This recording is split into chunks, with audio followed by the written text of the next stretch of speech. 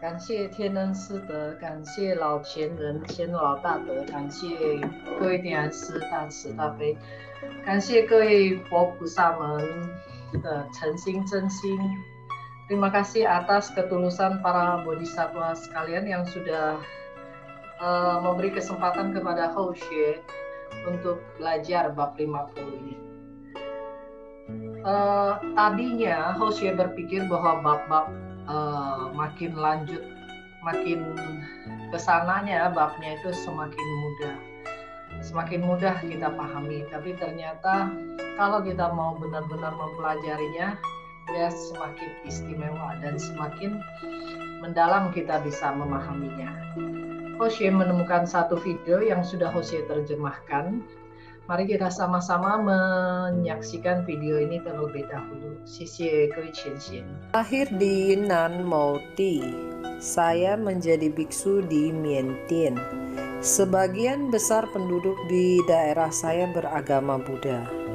Keseharian kami dalam membina diri adalah bertani, makan, meditasi, dan baca parita. Tetapi ini sudah cukup sulit untuk saya yang buta huruf, tidak bisa memahami makna parita. Guru tidak memaksa saya. Tentunya akhirnya saya mengenal dan belajar beberapa huruf, itu pun karena sebab lainnya. Cara pembinaan yang diajarkan kepada kami adalah dengan berpantang, dengan mengosongkan hati, dan kemudian meditasi untuk membuka kearifan. Tidak tahu mengapa, saudara sepembina dan guru sulit untuk mencapai jana. Dalam 1 tahun belum tentu ada beberapa kali masuk jana. Pada tahun 1991, saya genap 1 tahun di wihara. Saat itu saya meditasi sekitar 1 jam. Tetapi saudara sepembina memberitahu saya bahwa saya telah bermeditasi selama 7 hari tanpa henti. Juga di atas kepala saya muncul cahaya warna-warni yang bisa dilihat oleh semua orang pada saat itu. Tidak ada yang bisa menjelaskan mengapa bisa begitu.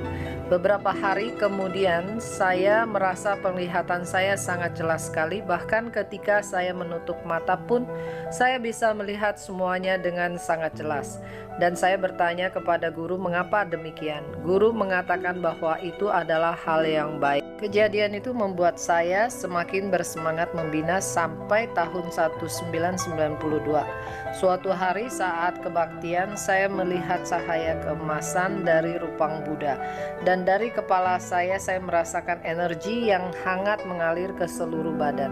Seketika masuk kondisi samar dan sadar, merasa waktu terhenti, dan sangat nyaman bagaikan saat tidur dan berendam air hangat. Saat semua proses itu selesai, saya tersadarkan dengan kondisi yang totali berbeda. Mata langit saya terbuka. Saya melihat tubuh Dharma Buddha Sakyamuni di altar. Lalu pencerahan dan ingat kembali apa yang terjadi pada kehidupan lampau saya. Dalam beberapa kehidupan saya adalah pembina. Karena melakukan kesalahan dan perbuatan yang tidak baik, maka saya tidak berhasil dalam pembinaan saya. Tetapi saya selalu pada akhirnya berikrar ingin mencapai dan terus membina pada kehidupan berikutnya. Karenanya itu pada 2 kehidupan berikutnya saya membina dengan sungguh-sungguh sehingga bisa menyelesaikan karma buruk saya dan masih mempunyai amal pahala baik. Nah, itu pada kehidupan ini sangat mudah bagi saya untuk mencapai jana, dan bagi orang lain itu adalah sulit. Karena 3 kehidupan memiliki ikrar suci untuk mencapai kesempurnaan, maka saya berharap pada kehidupan ini bisa mendapatkan langsung petunjuk dari Buddha. Dengan tubuh Dharma, Buddha menjawab tidak ada lagi pencerahan yang bisa diberikan kepada saya, karena Buddha sudah tidak lagi berurusan dengan dunia. Seketika air mata saya menetes dan saya berkata, bila Buddha tidak lagi mengurusi dunia, siapa yang akan melintaskan kami yang masih tersesat ini? Buddha menjawab, ada yang pergi maka akan ada yang datang. Jalan Dharma akan melintaskan bagi yang berjodoh ke pantai seberang. Setelah itu beliau menghilang dan saya kemudian memutuskan untuk berkelana dan mencari pencerahan dari guru sejati. Saya mengerti banyak orang yang akan penasaran dengan kemampuan istimewa yang saya dapatkan, yaitu mata langit. Tetapi yang saya pahami adalah mata langit bukanlah suatu hal yang aneh, tetapi adalah pineal gland dan setiap orang memilikinya. Melalui latihan yang benar, maka setiap orang pun akan bisa mencapainya. Kemampuan melihat dengan mata biasa dan mata langit adalah sangat berbeda sekali. Bukanlah hal yang bisa dibayangkan ataupun dipikirkan. Dengan mata badan hanya bisa melihat satu arah dan satu dimensi. Dengan mata langit bisa melihat berbagai dimensi secara transparan meluas ke 8 penjuru, atas, bawah, kiri, kanan, seluruh bidang tanpa terbatas. Dalam ajaran Buddha ada 5 macam mata: mata badan, langit, kearifan, dharma, dan Buddha. Setiap proses berlangsung bertahap. Ketika terbuka mata dharma saya bahkan bisa memahami setiap makhluk dari hal-hal yang kecil sampai kepada semua permasalahan, dan kemudian karma dari ketiga kehidupannya. Yang disayangkan, saya tidak bisa melihat ke masa depan. Tetapi ini bukan suatu hal yang tahayul. Kapasitas ini bisa dibuktikan dari penelitian dalam ilmu pengetahuan. Bisa melihat dan berbicara dengan berbagai bentuk dan wujud kesadaran dari makhluk halus. Ada kalanya saya tidak menggubriskan mereka. Mungkin Anda menjadi penasaran dengan wujud dan rupa mereka. Berbagai bentuk dan rupa, tetapi tidak sebanding dengan Buddha, dan tidak bisa dibandingkan sama sekali. Karenanya itu saya hampir tidak pernah peduli dengan mereka. Kita pernah dengar bahwa binatang tidak bisa memahami Dharma dan juga tidak memiliki kesempatan untuk mencapai kesempurnaan, karena syarat utama dari pencapaian kesempurnaan Buddha adalah memiliki tubuh manusia. Di manakah letak perbedaan antara manusia dan hewan? Ada 2 hal, yaitu satu adalah tantien, yang kedua adalah pineal gland. Hewan tidak memiliki pineal gland dan juga tidak memiliki tantien. Karenanya itu tidak memenuhi persyaratan untuk mengolah 3 vitalitas. Hewan memang tidak memiliki pineal gland, hanya manusia yang memilikinya. Karena itu teori Darwin bahwa manusia berevolusi dari hewan itu adalah sudah dipatahkan. Kini para ahli sampai pada kesimpulan bahwa mata ketiga manusia adalah pineal gland, yang memiliki kapasitas yang bisa melampaui kapasitas manusia pada umumnya. Akan tetapi ada satu hal yang tidak bisa dirubah oleh para Buddha, yaitu hati manusia. Ketika hati manusia penuh kesesatan dan hati khayal, maka Buddha pun tidak berdaya untuk merubah manusia. Walaupun manusia diciptakan sebagai makhluk tersempurna di semesta raya ini, tetapi akhirnya kembali kepada bagaimana memanfaatkan kehidupan dan bagaimana menggunakan kapasitas sejatinya. Gui Qian, tadi kita sudah melihat satu buah video singkat di mana perjalanan pembinaan dari seseorang pada tahun 1992. Jadi belum lama ya.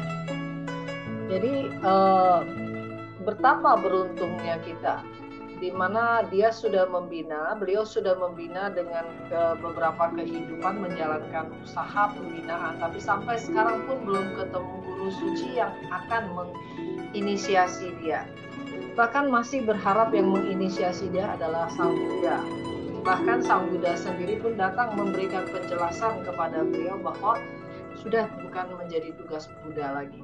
Jadi kita ini termasuk yang sangat beruntung sekali, kita bisa mendapatkan petunjuk suci langsung, diinisiasi langsung, dan kemudian mempunyai kesempatan untuk membina diri kita sampai kepada kapasitas yang paling maksimal. Tadi kita lihat bahwa pembina tadi itu dia mempunyai kapasitas, muncul kapasitas penglihatan sama kapasitas kearifannya, pengetahuan yang luasnya. Tetapi sebenarnya kemampuan-kemampuan seperti itu tidak menjadi target bagi seorang pembina Pancaran Putih seperti kita. Karena bukanlah tingkat kesucian yang sebenarnya, bukan kapasitas murni yang sebenarnya. Kapasitas itu pasti akan muncul karena kita setiap orang pasti ada kapasitas yang seperti itu. Tetapi bukan target utama kita. Kalau dijadikan sebagai target utama kita, maka ketika kapasitas itu muncul akan timbul kesombongan. Masih ada pici maupun keterikatan kepada badan ini, keterikatan kepada sifat-sifat duniawi. Maka seketika kapasitas itu akan menjadi hilang. Jadi sesungguhnya kalau saat sekarang ini yang paling beruntung bagi kita adalah kita sudah mendapatkan satu petunjuk suci, di mana diri kita sudah terhubung langsung dengan kapasitas langit. Jadi dengan kita lebih sungguh-sungguh berlatih dalam pernafasan, menjaga hati kita kembali kepada hati sejati kita, merubah kebiasaan buruk kita, dan memperbaiki perangai-perangai buruk kita, maka sesungguhnya kita di dunia ini pun sudah bisa seperti guru kita adalah Buddha hidup. Kadang-kadang rasa penasaran itu bisa mematikan. Mengapa demikian? Rasa penasaran itu juga bisa menyesatkan manusia.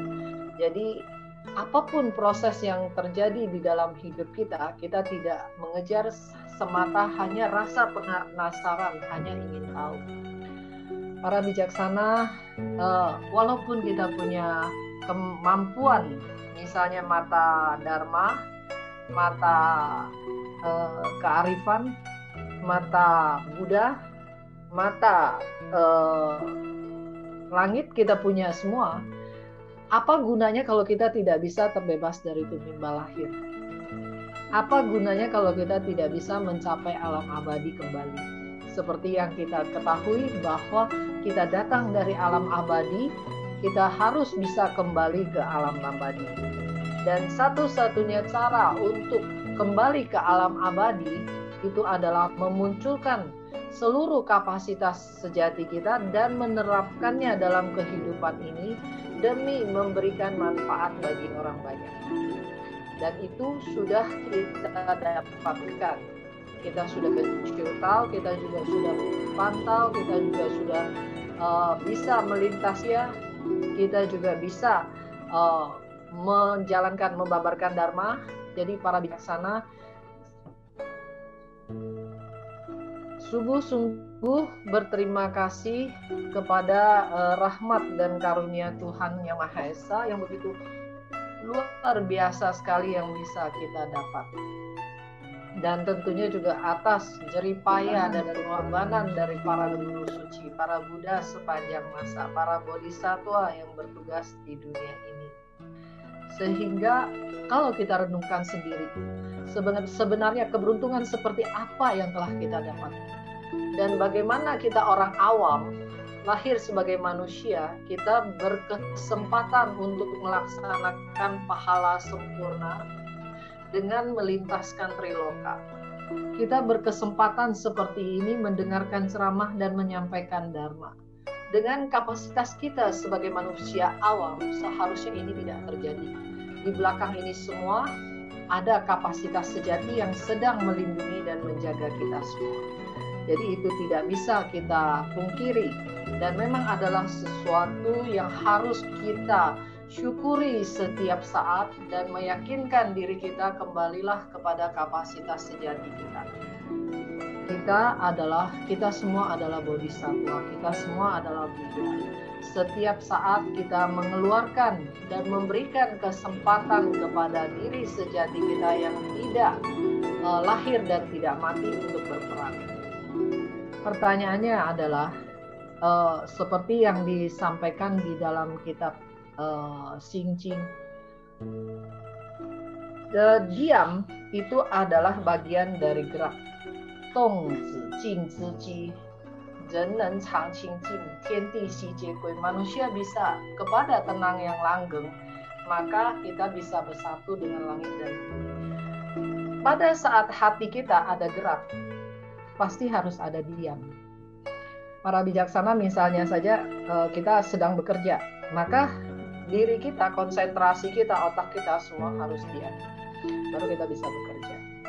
Tetapi sebaliknya, ketika kita bekerja, ketika kita diam, maka otak dan kapasitas kita yang sudah biasa itu tetap akan bergerak bekerja. Itu mengakibatkan apa? Mengakibatkan qi xing dong mian. Itu walaupun badan kita ini diam, walaupun kita duduk meditasi, walaupun kita sedang sembahyang atau mendengarkan ceramah seperti saat sekarang ini, kita diam, tetapi hati kita bisa saja kemana-mana kalau kita tidak melatih kapasitas kita. Kalau kita tidak kembali kepada kapasitas kita. Itu yang dinamakan masuk ke jana. Ketika seseorang tidak bisa masuk ke jana, dia tidak akan bisa mengumpulkan kapasitas sejatinya. Masuk ke jana itu dalam Mandarinnya adalah punya tinggi. Maksudnya dia bisa sudah menetap pada kondisi yang stabil. Yaitu kondisi tenang yang langgeng, chang qing jing, yaitu kondisi dari kapasitas sejati kita. Kita masuk ke pembahasan tentang Tao Te Ching chapter 50 ini. Chapter ini adalah berjudul Lahir Menuju Mati. Lahir menuju mati itu menceritakan tentang ketidakkekalan hidup ini. Lao Tzu berusaha untuk membuat kita menghadapi kenyataan bahwa kita datang ke dunia ini hanya numpang lewat. Bahwa kita datang ke dunia ini punya misi. Bahwa kita datang ke dunia ini bukan tanpa tujuan, bukan hanya untuk datang lahir, sakit, tua, dan kemudian mati. Bukan hanya demikian, bukan hanya untuk mencari kesenangan duniawi, kemudian meninggalkan dunia ini, bukan demikian. Tapi Lao Tzu memberikan tahu kepada kita bahwa lahir menuju kepada mati itu tidak kekal. Artinya adalah bukan tujuan utama kita untuk sekedar datang seperti kita pergi ke tempat wisata, kita pergi sebentar langsung kita pulang, bukan yang seperti itu. Tapi kita datang ke dunia ini dengan membawa kapasitas sejati kita. Kalau ada kapasitas sejati kita, maka lahir harus menuju kepada kesempurnaan. Kita mulai dari yang pertama disampaikan oleh Lao Tzu beliau. Ada 3 macam manusia, cara manusia hidup di dunia ini, atau model manusia yang hidup di dunia ini. Yang pertama adalah lahir dan panjang umur. Lao Tzu menyampaikan ada 30%. Mengapa bisa lahir dan panjang umur?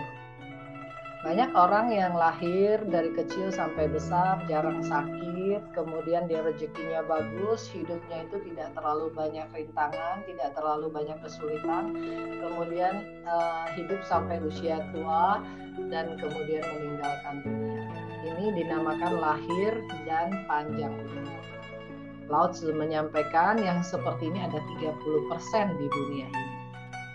Mengapa bisa demikian? Karena lahir datang dengan karma baik, dengan membawa fupao yang baik, bertemu dengan orang-orang di sekelilingnya baik, dilindungi oleh lingkungan yang baik, dilindungi oleh batin yang baik. Karenanya itu dia bisa lahir dan hidup dengan umur yang panjang. Walaupun sebenarnya setiap orang tahu bahwa urusan yang paling besar di dunia ini adalah urusan lahir dan mati. Tetapi yang bisa seperti Buddha, yang sekali melihat lahir, sakit, tua, dan mati langsung meninggalkan segalanya dan mengupayakan pencapaian kesempurnaan itu sangat langka sekali. Bahkan ketika kita yang sudah tahu, sudah diberitahu, sudah mendapatkan petunjuk suci, boleh siente hou xiu, boleh mendapatkan dulu baru membina. Kita masih tidak bisa punya keyakinan yang seperti Buddha. Langsung memahami untuk mencari upaya untuk membebaskan diri sendiri dan semua makhluk. Kita tahu bahwa kita datang dari tidak ada bentuk. Roh suci kita adalah kekal abadi menuju kepada Yo dengan bentuk yang macam-macam, bentuk kehidupan yang macam-macam, tetapi kemudian berakhir dengan U. yang disebut dengan kematian. Lalu apakah kita tidak pernah bertanya kepada diri kita sendiri secara serius dan secara sungguh-sungguh, datang ke dunia ini, apalagi di zaman COVID ini kita lihat banyak sekali yang meninggal dunia. Kemana mereka? Datangnya dari mana? Sekarang mereka sudah pergi kemana?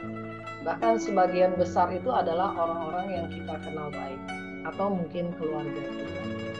Jadi sesungguhnya memang kalau kita sadar kita datang dari U dan kita menuju kepada U juga, maka kita tidak terlalu harus terikat kepada dunia ini.